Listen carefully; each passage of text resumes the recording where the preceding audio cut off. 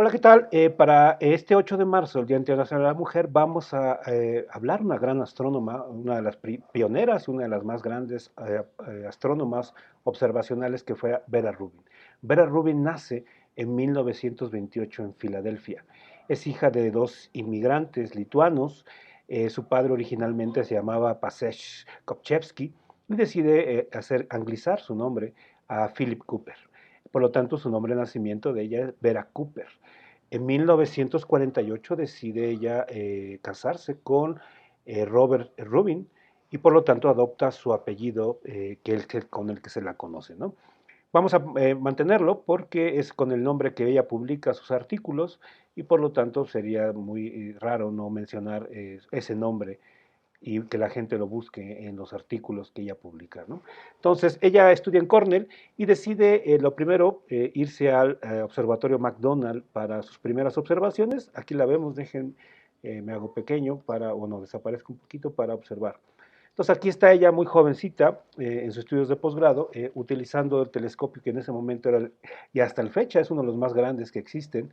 Lo malo es que ya está en una zona donde hay una contaminación lumínica importante y por lo tanto ya no se utiliza tanto debido a esta localización y está rodeada de ciudades muy importantes que entorpecen y no permiten hacer estudios de frontera, ¿no?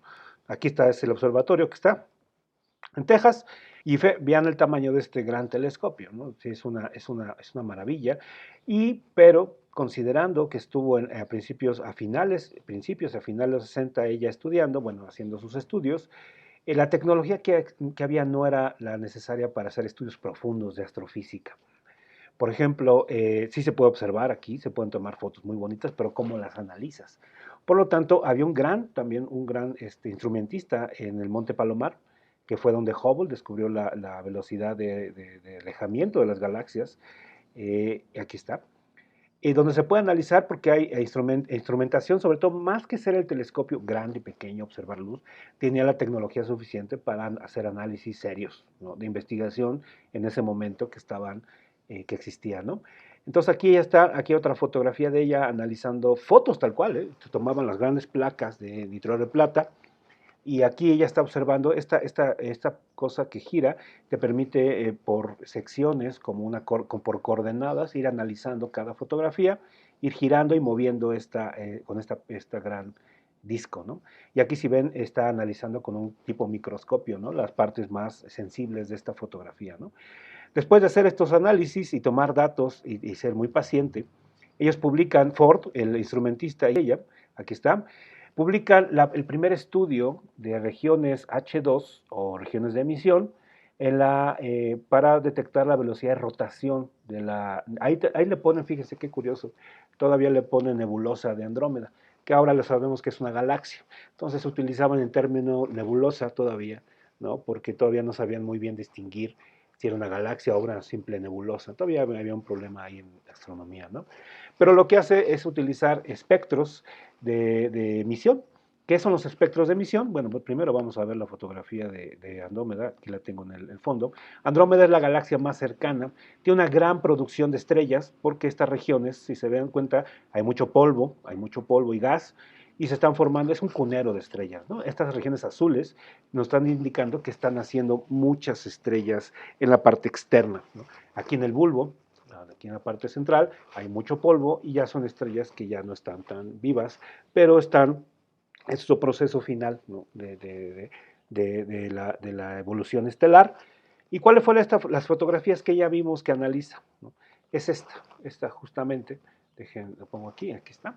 Esta es la misma galaxia, si se dan cuenta, tiene la misma inclinación, pero lo que están observando, estas eran las fotos que ellos analizaban en aquella época, era lo que capturaban en ese, pero el gran espectroscopio que tenía Ken, que había desarrollado, les permitía, estos puntitos negros son las famosas zonas H2 o regiones H2, es donde tenemos estrellas jóvenes con muy alta temperatura y que ionizan y se forma una gran esfera alrededor de ellas, se les llama las regiones H2, son tan grandes y tan brillantes que ya con esa tecnología las podían identificar y podían hacer precisamente la curva de rotación, es decir, a qué velocidad giraban, ¿no? Estas galaxias. Recuerden que una galaxia no podemos ver cómo gira, tarda mucho. La vida de un humano no es lo suficientemente larga como para ver girar una galaxia. Entonces, lo que se hacía era usar otros trucos y utilizar las leyes de Newton para poder deducir a qué velocidad giraban. Entonces, esta fue la curva de rotación que obtuvieron. Hasta el momento parece, no nos no nos dice mucho, ¿no? Pero vamos a ver qué nos dicen las leyes de Newton. Las leyes de Newton nos dicen que tenemos la fuerza de gravitación, la cuarta ley o la fuerza de gravitación universal, y esta es la fuerza centrípeta, ¿no?, del objeto. Y si queremos calcular la velocidad de rotación de algo en el universo, simplemente despejamos a la v cuadrada la velocidad y resulta ser que depende ya la masa puntual o la masa de prueba, ya no está, simplemente es la masa, en este caso de la galaxia, multiplicada por la g, una constante de gravitación universal, y la distancia, es decir, aunque hay que sacar raíz aquí, lo importante es ver que entre más aumente el radio, más lento irá, ¿no? Esto crece, esto disminuye. Si la masa crece, crece la velocidad. Entonces hay una dependencia entre masa y radio. ¿Okay?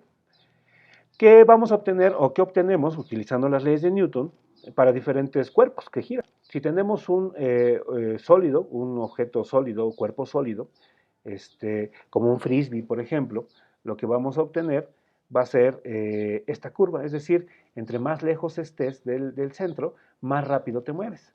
Y eso la gente que se sube a un carrusel lo sabe. Estás más alejado del centro del carrusel, vas más rápido. Eso es para un cuerpo sólido. Luego, para cosas que están girando en el universo, tenemos la curva de rotación kepleriana, que es la que vimos con las ecuaciones que vimos. Va a haber una dependencia del radio, de la raíz cuadrada del radio, es decir, entre más alejado estés del centro, más lento vas a ir. Y eso es lo que vemos, ¿no? Nosotros, si Mercurio, por ejemplo, va a una cierta velocidad, Júpiter o Saturno a fuerzas van más rápido. Digo, van más lento, perdón. Entonces, en la parte externa, entre más alejado estés, aquí la gráfica te dice que vas a ir más lento. ¿Qué va a pasar con la gráfica que se obtuvo, con los datos que obtuvo esta Vera Rubin? Vera Rubin obtuvo la famosa curva de rotación de la galaxia Andrómeda, que fue esta. Es decir, en lugar de disminuir, al aumentar el radio, lo que se obtuvo se aplanó a cierta velocidad y se mantuvo constante. Es una de las grandes enigmas que ella descubrió.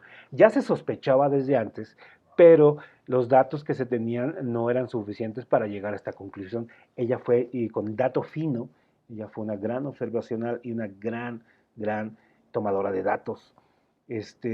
Obtuvo esta curva que nos dice que las galaxias, en este caso Andrómeda, nada más Andrómeda por el momento, tienen esta curva que en lugar de disminuir con el radio, que es lo que se espera, ¿no?, del universo, entre más lejos estés del centro, más lento te mueves, lo que se obtuvo es que la velocidad llega a un punto y en lugar de caer, aquí esto es el disco, ya empieza, esto es el centro, el bulbo, lo que va a pasar es que se va a mantener plano. Es un gran enigma esto.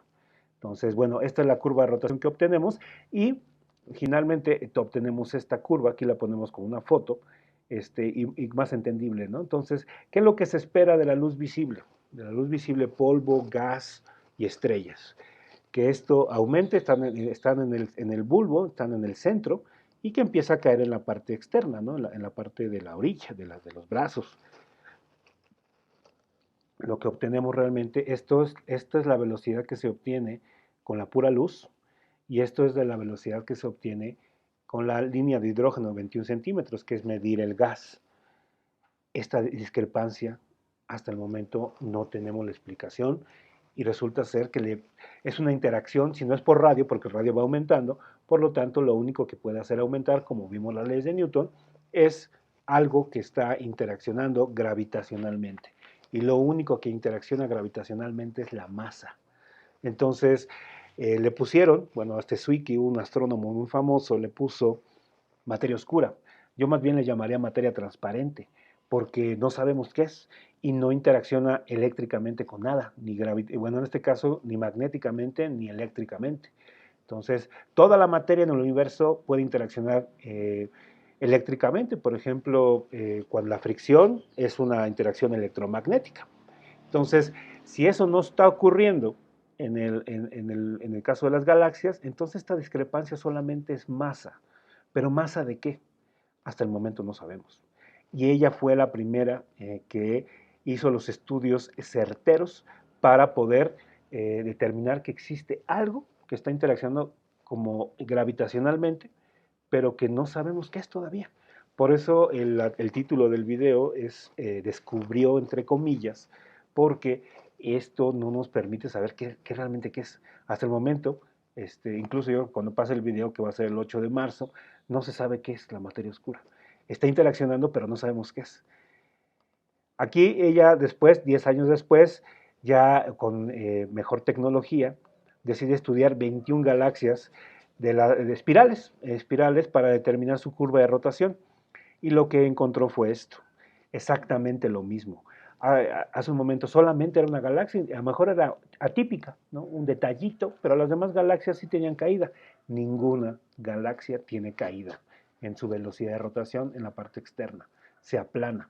Es decir, todas estas galaxias que ya son los datos que toma, son de galaxias que todas espirales y todas parece ser que tienen esta materia a la que le llamamos oscura. Esto todavía está aplanado. Y fíjense, cuando se ponen todas las curvas de rotación juntas, todas se comportan exactamente igual. Hay un aplanamiento, no hay una caída, fíjense, no cae nada. Al contrario, se mantienen completamente constantes a cierto radio. Eso quiere decir que hay 10 veces o 20 veces más materia oscura en una galaxia que estrellas, gas y polvo. ¿Y qué es eso? ¿Quién sabe?